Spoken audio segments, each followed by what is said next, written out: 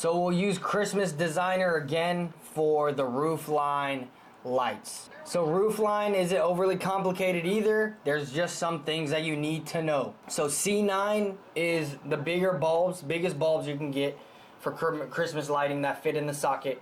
And that's the ones that go on the roof. You can use C7, but C9 is standard.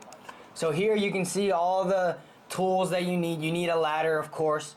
There's also things called the GOAT and the Ridge Pro and other safety things that you can wear, cougar paws, which are like roof walking shoes. So this is what the socket wire looks like.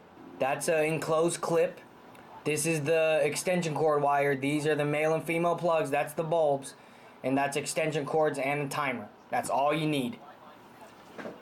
So you can cut it to any length you want, like he's saying. So he's just going through, getting his bulbs ready. I mean, and typically you want to have everything ready before install. You want to go ahead and get it so that you can just go there, install the job, and not have to worry about anything else. So here there you could just see him how to put on a bulb. I mean, with the enclosed clip. Enclosed clip we talked about was really important because it's so easy to bring down.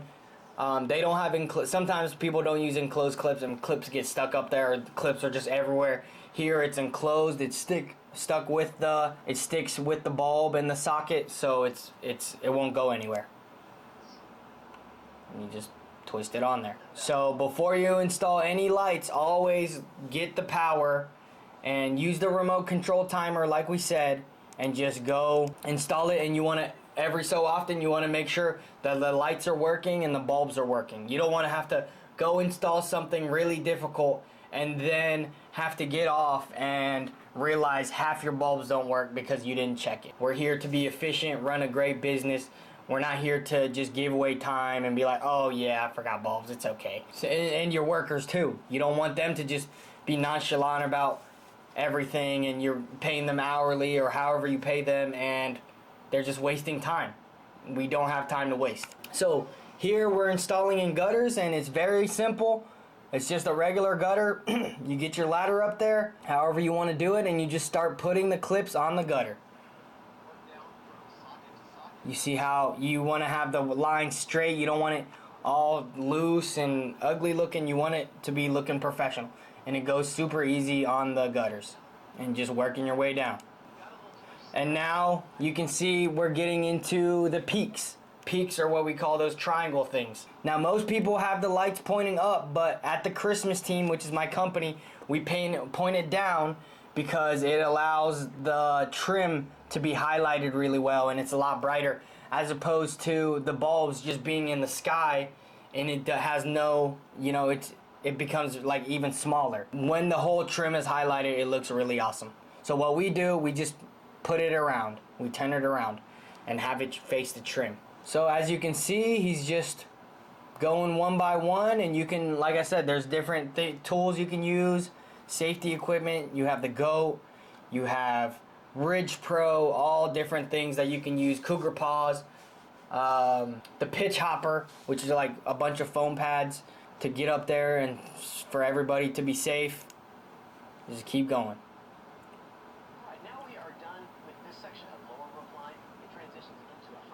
So now he's transitioning, basically he's changing levels. When you change levels, you can either just take out some light bulbs and go keep moving, or you can cut it right in the middle, put in a male and female plug and an extension cord here, and then keep the line going.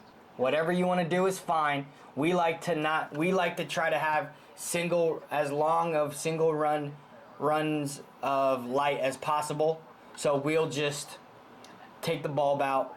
You can put some of these things on there, but sometimes it gets water in there as well and condensation and everything like that. So you can see you can hammer it out too. But really it's not a big deal. If you really feel like you need to, we just keep the sockets open. We never had any issues in our 7 years and we just keep going.